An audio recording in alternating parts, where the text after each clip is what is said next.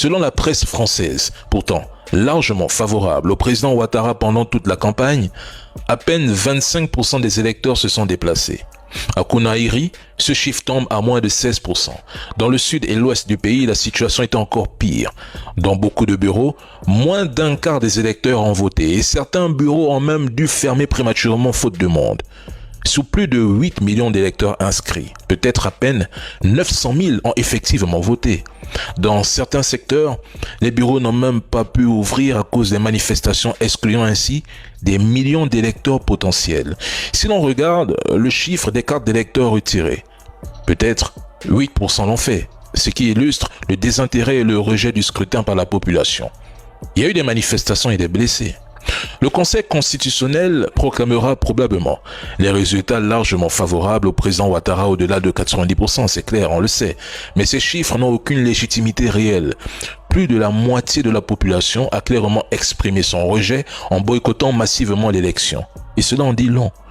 Si Laurent Gbagbo, Cham et d'autres candidats étaient bien dans la course, Ouattara aurait perdu cette élection. Mais bon, je n'ai jamais cru aux élections en Afrique francophone, parce que je le dis tout le temps, c'est une mascarade. Les chiens n'ont pas voté. Les moutons là, ils sont pas nombreux, on n'a rien vu. On a dit qu'il n'y aura pas d'élection. Et il n'y a pas eu élection.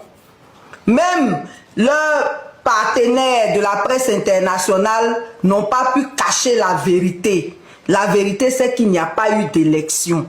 Qu'est-ce qu'une élection? Une élection répond à beaucoup de critères. Faut pas le prendre au premier degré comme les moutons. Voilà. Ça ne veut pas dire que rien n'a été organisé pour que quelques moutons aillent voter. Mais quand on dit il n'y a pas élection là, c'est depuis le début même, il n'y a pas élection. Il n'y a pas élection parce qu'il y a des conditions, il y a des critères, il y a des standards internationaux qui n'ont pas été satisfaits. Et aucun d'eux n'a été satisfait. Or, vous-même, vous savez que notre liste électorale n'est pas crédible. Elle n'est pas crédible parce qu'il y a eu des inscriptions frauduleuses. Elle n'est pas crédible parce qu'elle comporte des gens qui sont morts, qui votent. Elle n'est pas crédible parce qu'elle comporte des femmes qui ont 500 enfants. Elle n'est pas crédible pour plusieurs raisons que vous savez. Mais elle n'est surtout pas crédible parce que on empêche les Ivoiriens d'user de leur droit de vote en ne respectant pas l'article 6 du Code électoral qui prescrit qu'on doit faire des révisions annuelles. Déjà qui montre qu'il n'y a pas élection. En dehors même de ce jour du 25, où vous avez vu que les vrais Ivoiriens, les chiens n'ont pas voté. Les moutons là, ils sont pas nombreux, on n'a rien vu. Qu'est-ce qui se passe maintenant, en ce moment et à cet instant-ci? Bien vrai qu'ils vont commencer à nous parler des résultats. Ouattara, je le dis pour les Ivoiriens, mettez-vous clair, ça que ça soit clair, net et limpide dans la tête de tous les Ivoiriens que Alassane Ouattara n'est plus le président de la République de Côte d'Ivoire. Il faut que tous les Ivoiriens se mettent ça dans la tête. Ouattara n'est plus le président de la République de Côte d'Ivoire. Depuis hier, nous avons fini, nous avons vomi Ouattara. Mais qu'est-ce qui va se passer?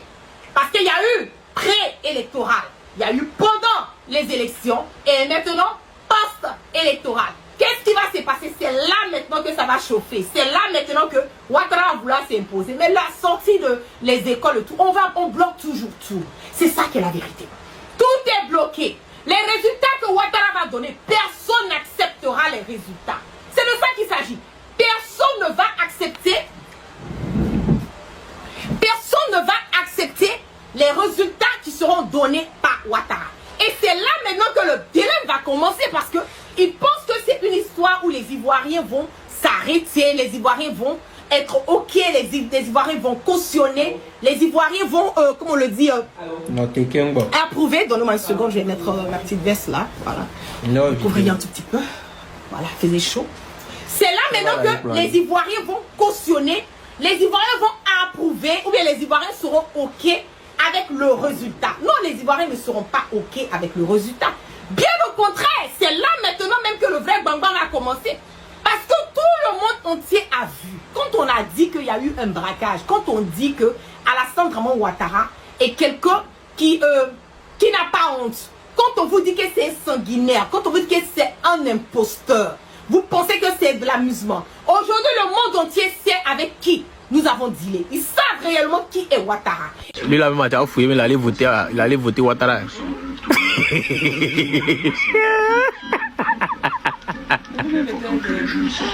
Ah, le président Jean-Louis Bion. Franchement, eux tous ont voté Ouattara. Aïe. Faut voir Domelo même. Il allait voter. Domé. Eh, Domé. Ouais. Allez, voilà. Forcément, tous là, ils ont voté le président Alassane Ouattara. C'est la voie la plus pertinente. Ah. On veut mettre fin à quelque chose qu'on ne peut pas. Fin à quoi? Qu'on veut mettre fin. Ah. C'est son langue de Oh. se réaliser aussi dans les urnes. Mais filtre, pourquoi ces mesures-là, ça a pris même? Je vois immédiatement Voilà. satisfaction.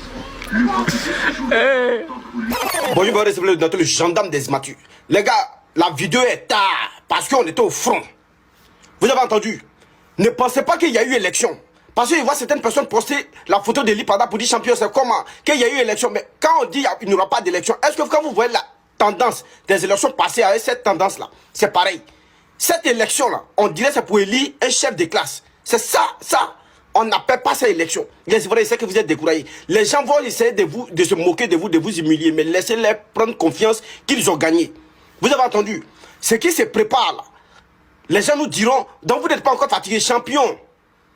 Pour Gbagbo là, il a été investi. Et puis c'est après ça là, ils sont venus l'attaquer puis l'ont pris.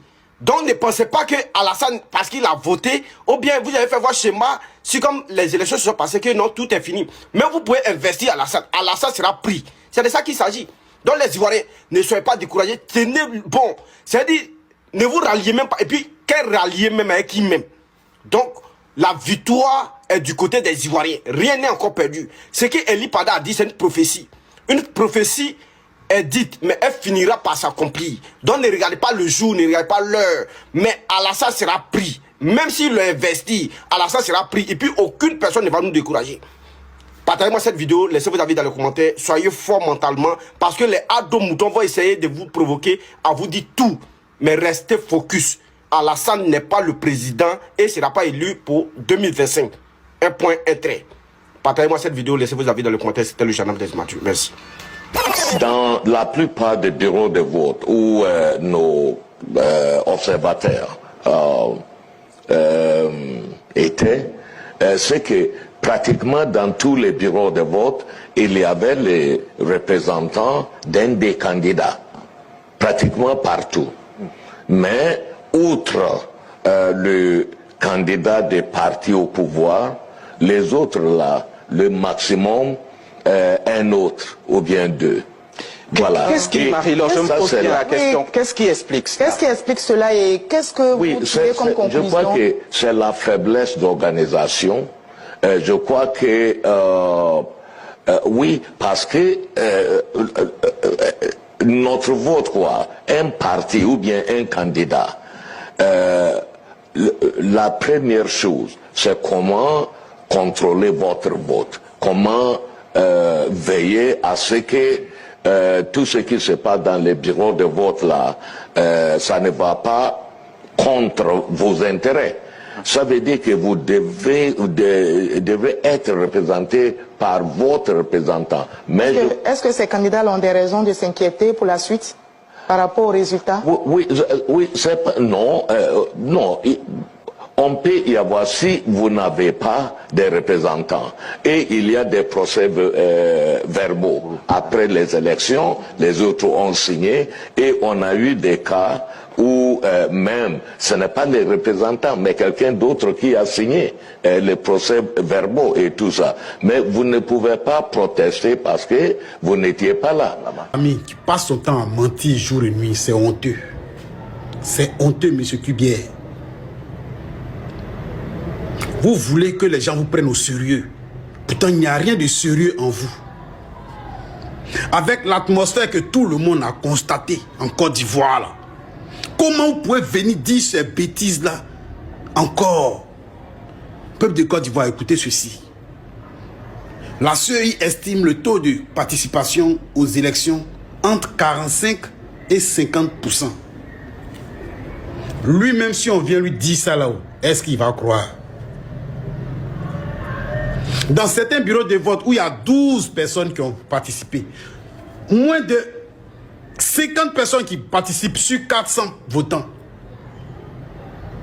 Et il vient dire ici que, voilà, comment dirais-je, un taux de participation de 40 à 50%. Vous êtes sûr, M. Kubier? Ce qui prouve que le résultat que le gars a posté hier, c'est la vérité. C'est la vérité. Vous êtes dans le mensonge. Et continuez comme ça, ça va vous porter préjudice. Allons seulement.